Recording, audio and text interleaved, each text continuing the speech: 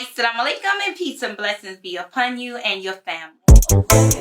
I think sometimes because it's I am wearing an outfit from the Honorable Minister doing Firecast, so I'm happy to be on the show with I you. thank you so much. a woman shall rise as high as her God-given gift.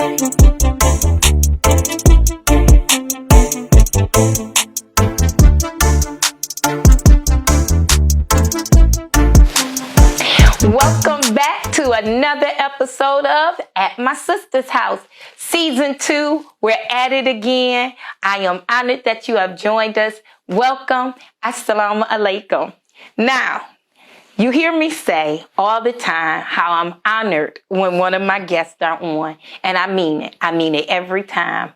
However, this time, I have to say, this is truly a gift and a blessing for us all.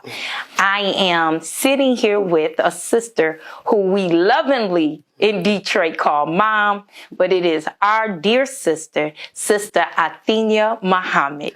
Thank you, Sister Athenia, for joining us today. Assalamu alaikum. Wa alaikum salam. Thank you for inviting me. I'm honored. Alhamdulillah. Alhamdulillah. I'm going to say Ma. Yes, ma'am. Because I'm going to forget to say Sister Athenia, so I already know. But Ma, you joined the Nation of Islam 58 years ago. Yes, ma'am. September 1965. Wow. Right here in Detroit. Right here in Detroit. So let's just talk about the beginning. Who was your captain? Who was your minister? And what was the spirit like? Okay. To start off, we joined in September 1965. I'll go even before that time.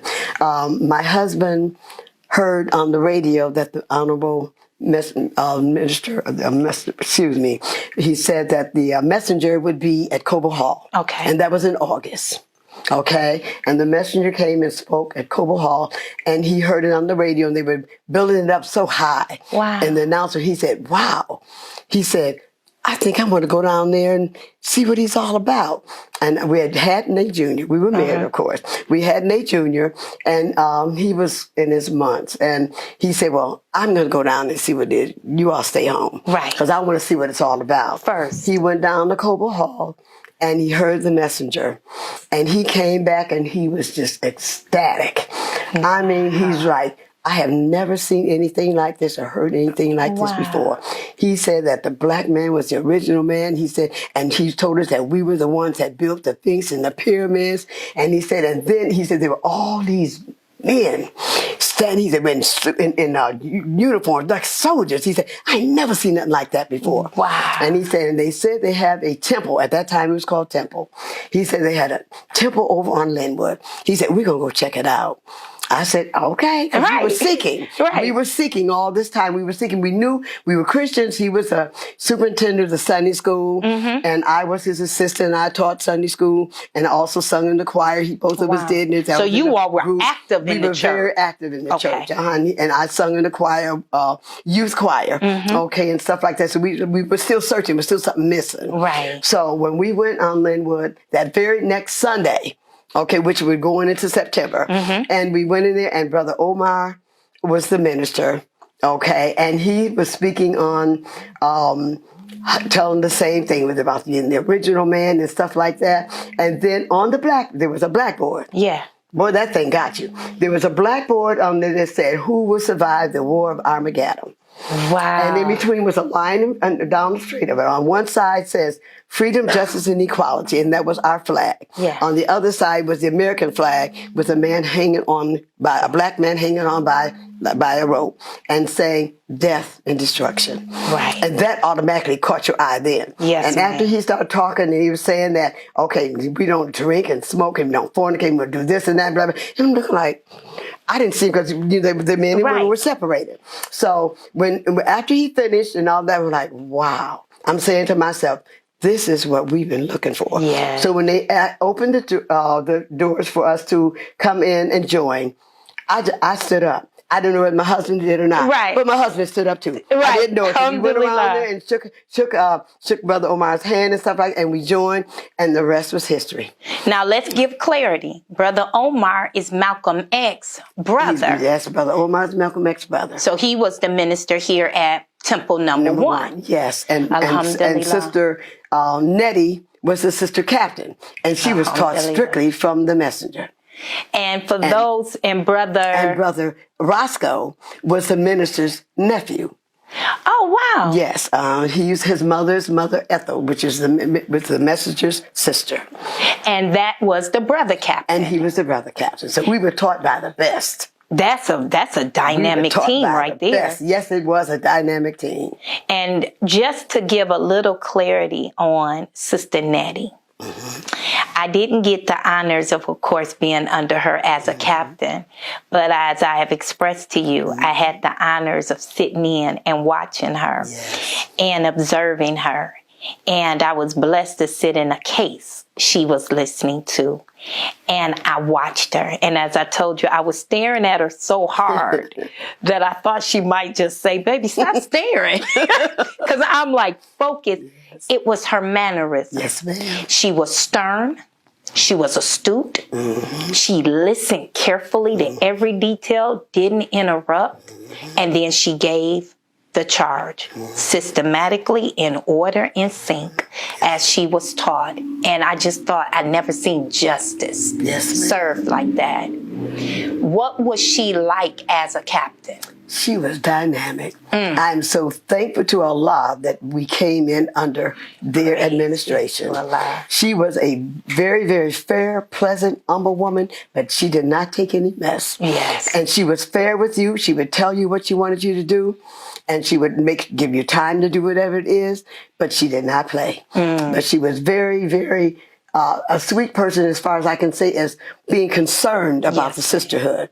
She was one of the best. That's all I can say. I'm just thankful that I knew her and was under her care. I mean, praise be to Allah. Oh God, and to be a young woman coming in like that, and for her to show the love, and even all of the sisters show the love like they did. I mean, it was just, they welcomed you like you were just like a guest from out of town that they hadn't seen in years or whatever. I mean, the love was just beautiful from all you ages. said that, and there's a lecture, and I know you recall and was present, Minister Farrakhan did, The Way We Were. And you will hear more of that lecture at the end, so please stay tuned to the end of this interview where you'll hear a little more from the Honorable Minister Louis Farrakhan.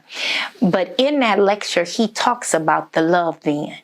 And he said, of course, then and now there's some differences, but he spoke about how much there was love amongst the brotherhood and the sisterhood. I've had the honor of being under so many of you great sisters who was here prior to 75, and you all have given us love. Yes, ma'am. I have been taught well by you all. When you look now, that love dynamic, that love atmosphere, that ambiance in the sisterhood, do you still see that love? And if so, how is it the same or is it different? It's definitely different. Okay. Because I think what it is, when the messenger was with us, there was a certain type of aura that was over the believers at that time. There was a lot of love shown, I mean, no matter what your age was. Yes. And what I love about then from now, the younger people, as myself, we took the elders under our wings. I mean, we just said, please, what did you have to teach me? We were willing to learn everything that they had to give us. Yes. And we didn't never tire of them telling us about the history of our nation. We welcomed it and we wanted to know it because we wanted to live through the time that they lived through. Yes. So it's a very, very big difference in that. They're fine now, but of course. It's nothing like it was then. I mean, like I said, the young people, we couldn't get enough of the elders to tell us stuff. We could not get enough of them letting us know the history of our nation and Master Prophet Muhammad and the messenger, what he's done. Oh my God. It was just like, wow, I can't wait to go next Sunday or next Saturday to hear them tell me some more, you know. So it was just beautiful. The love there, and it was just love. Yes. Yeah, the minister, when he spoke about it, and you could hear him say that even if a believer hurt in LA, it affected everybody. Yes, it Everybody responded. And I thank Allah to learn these lessons, because you want to know not just what our history and our foundation, so we don't get away from, as we talked about, the culture. Yes. Because in our culture, there's that love. So that's why I just wanted to bring it up again, not negating there's love. I still feel love. Oh, yes, definitely. But sometimes just knowing where we stood. Yes. In the culture. Now, Brother Omar is the minister. Brother Roscoe is the captain. Yes, ma'am. Sister Nettie. And Sister Nettie is the sister captain. So now my temple number 1 is growing in the city of Detroit. How are the believers received in the city of Detroit at that time? Oh, we received greatly.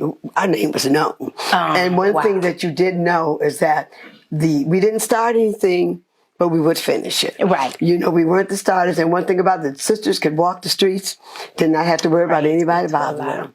In fact, and sometimes when you'd walk it, and there would even be some men on the side of the street that may be kind of a little tipsy. Right. They know how to say the green, but they said as best they could. Right. But it was out of the respect that we had. We had high respect. I mean, the whole city, yes, they loved the Nation of Islam, because they said those are real men and those are real women, and we got the highest of respect. They loved us. We loved them. Right. The love for our people. Yes, ma'am. And they felt it and knew it. Yes. Now you were a mom. So you said you had Nate Jr., which explained everything. That's a brother that's been a soldier his whole life. All his life. All his poor little life. That's my brother. I love Brother Nathaniel. Yes. So now you are a mom, raising your babies in the Nation of Islam. What was it like raising your children? Because this can be a lot. Balancing being a mom, a wife, children. What was that dynamic like coming into the Nation of Islam, raising your babies? Well, to me, it was beautiful, because one thing about it is what we were looking for. Yes. Like I said, there was something missing when we were at the church. It was beautiful. I enjoyed myself. I have nothing against the church, because the church is beautiful. It made me the woman I am today. Yes, ma'am. Okay? Yes, but ma'am. it was still something missing. Yes. And when I came into the Nation, and Nate Jr. was, like I said, in his months, and it was just beautiful. I mean, the love that we got in there, and then we saw that the believers were doing the things like we said. You don't do this, you do that. I said, but this is kind of tough. But okay, and then when they said about the pork and stuff, like I said, I was living a Muslim life before. Only thing different I was doing was eating pork. Yes. Okay. Right. But when they started talking about you don't do this, we didn't smoke, we didn't drink, we didn't even play cards. Right. To this very day, I don't know how to play cards. Right. We played old maids and right. And what do you call checkers and stuff like that. But so I said, okay, well then I was living a Muslim life all this time, you know. So the transition was easy. So with the raising my children, it was beautiful, because knowing that I could bring them in to know who they really are. Yes. And not hearing what they heard, like I heard when I was in school. Right. Okay. And they knowing that they are the kings and we're the queens. And so that we made the things. Everyone came from us. Yes. Okay. We're the original person that produced every nationality that's in this world today. Wow. That's a powerful thing. Yes. I love having my babies to be able to tell them that. Yes. Okay. And by Allah's permission, your children and your grandchildren are still here today. Yes, so that's a testimony to you and your husband. May Allah be pleased with him. Yes, ma'am. Now, Sister Athenia, you had the opportunity to serve as captain. Yes, ma'am. Here at Mosque number 1 under the Honorable Minister Louis Farrakhan. Yes, ma'am. So we're going to fast forward to the day you find out you're the sister captain of Mosque number 1. What was that like? My Lord. Well, we were having some differences and changes and stuff going on with the sisterhood. So the minister sent Sister National Captain Christine. She was the national captain at that time. He sent her here to Detroit and over on Wyoming. And she was discussing stuff and how we were going to do this and that. And so she said that the minister, she was on the stage talking to us, and she said the minister said there's a little sister here that he would like to take over the position for a couple of weeks. Okay, until we find someone else to replace it with. So we were all sitting there looking, and she said, Sister Athenia, Lord have mercy. When she called my name, I'm like, oh, Allah. Right. Where did the minister know me from? Exactly. I didn't even know the minister knew me. Less known calling my name to come and be over the sister. I was in total shock, sis. Alhamdulillah. I was, but I said, oh, Allah. She said, would you accept it? How in the world was I going to turn something down from the man of God? There you go. That part. I said, oh, Allah, just help me. I said, yes, ma'am. Would you take it? Yes, ma'am. What else was I going to say? So I did, and I thanked Allah. I said, I just couldn't believe it. I just could not believe it. So you would have, according to her, you're only going to be the captain 2 weeks. For a couple of weeks. Okay, so it was just 2 weeks? That was about 1982. Okay. And I was a captain for about 3.5 years. Okay. So 2 weeks turned a little longer. Yes, ma'am. And the only reason why it was 3.5 years, because then my husband was we were having some problems. He said, well, can you just come on? You're there all the time. Can you just come home? And so I asked the minister for permission. Right. To be relieved from my post. Oh, praise. Okay, he didn't want to relieve me. Right. Because he told me, he said, no, sister, I think you can handle it. And I'm like, oh, Allah, please. Right. But he did let me go. Yes, but during the time that he called me, he had her to let me be the sister captain. I didn't have a sister captain, Nettie.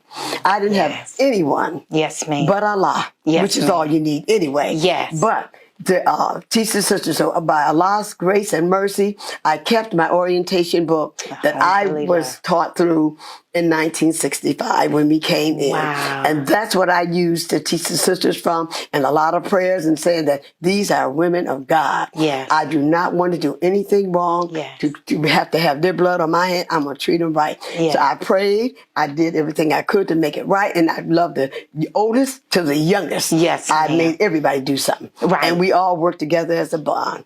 I just loved it. Yes. What's your fondest memory as a captain? Wow. My fondest memory as a captain, was when the minister came here. It was in the 80s. I cannot remember the year. Okay. But he spoke at Cobo Hall. And I worked for the mayor's office. Mayor Coleman Young was the mayor. Yes. And I told Brother Hakeem, he was the minister here at our mosque, and I said, I'm going to give the minister a proclamation. I said, so they'll know that the Nation of Islam is back alive and well. Right. And so he said, okay, so you think? I said, yes, sir. Right. I'm going to do that. May Allah be pleased with him. So what happened is Brother Roy, he was a captain, Brother Hakeem, Brother Hastings, and Brother Allah came down to my office in the city county building, and I went into the conference room. They wrote up a proclamation for the minister, and from my understanding, it was the first one that he got was the coming back of the Nation of Islam. So they wrote it, they sent it to council. Council almost wrote it verbatim to what Brother Allah and all of them had done it.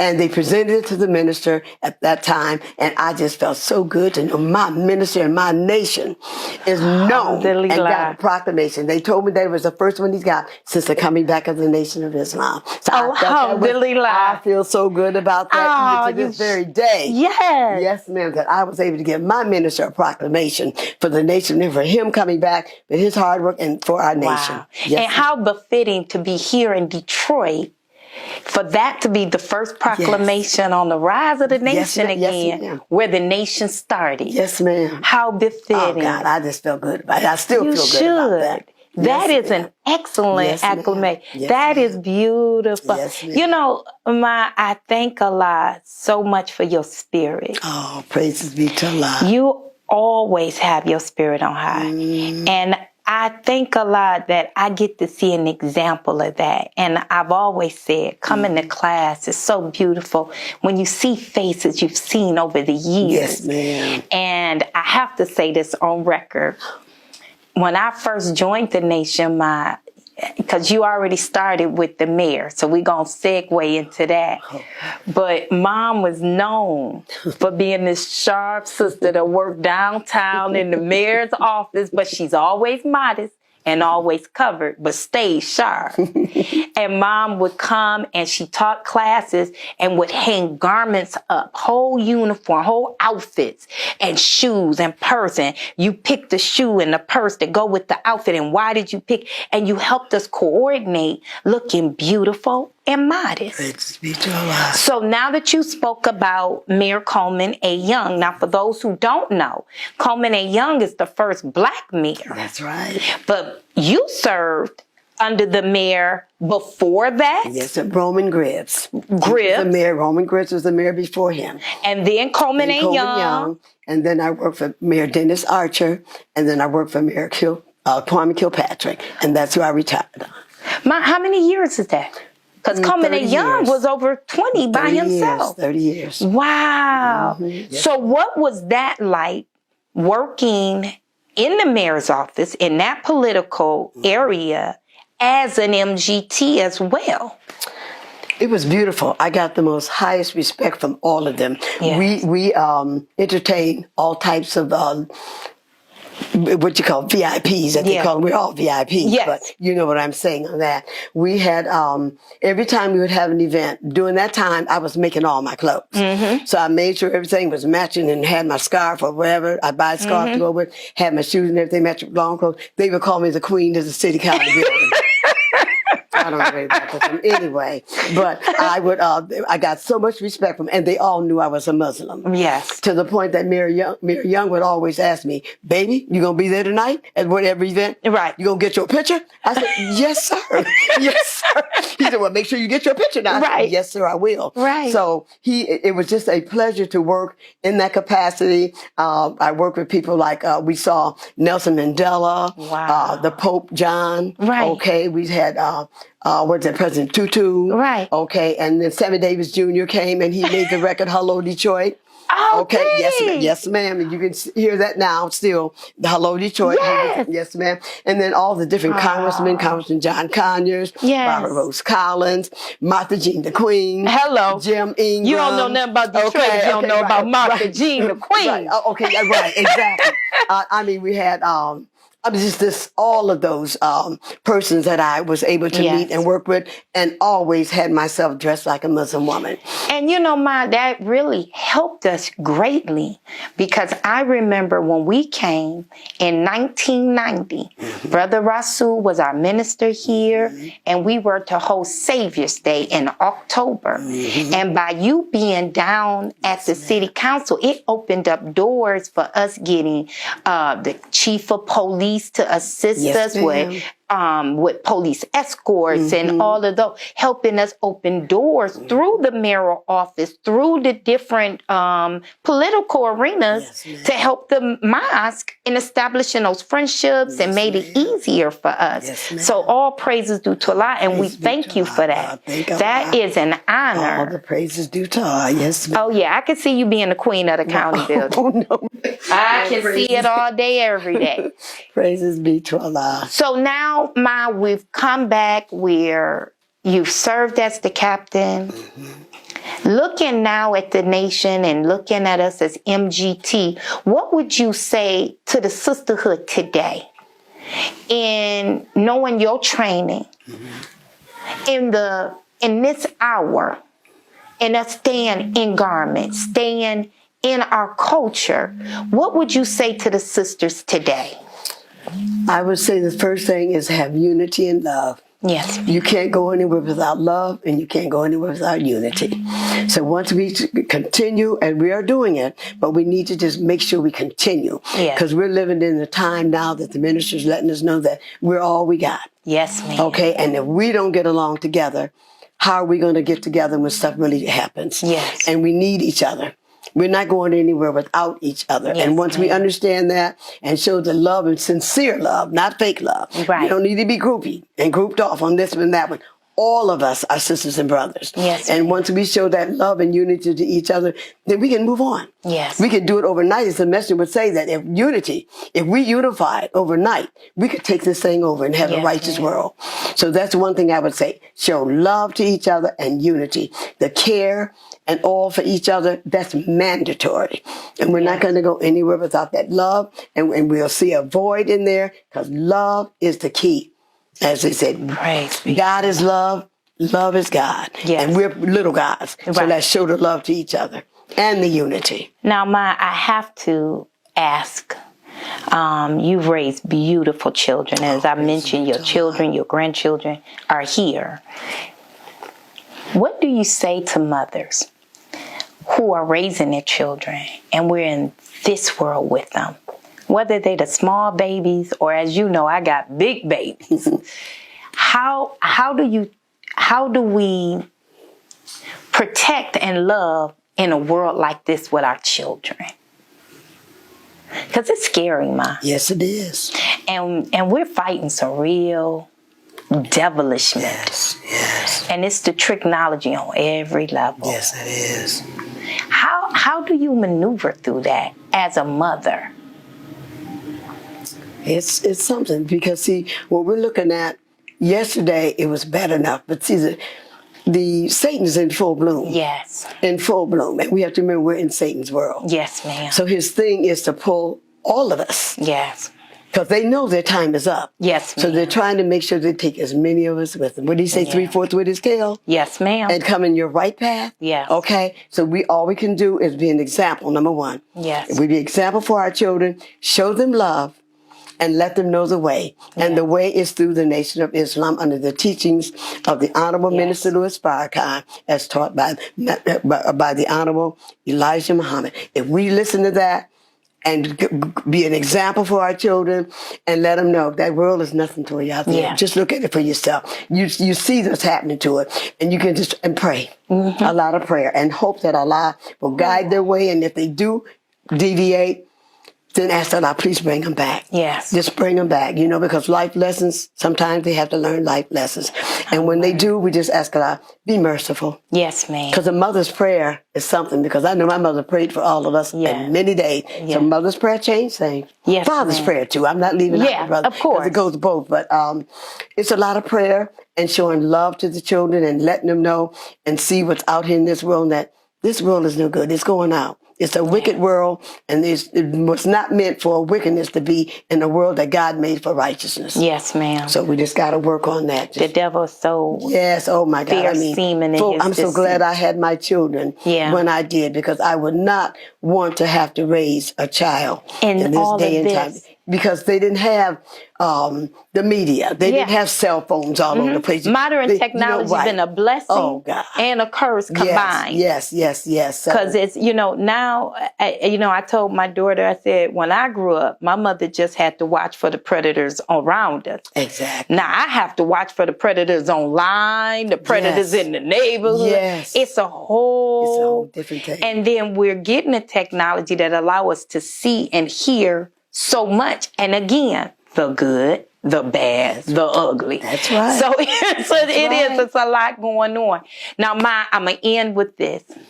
You are, after 58 years, I have to say this, still on post. Mom is over the Ministry of Information, and you make sure we get all that information and you stay on top of it.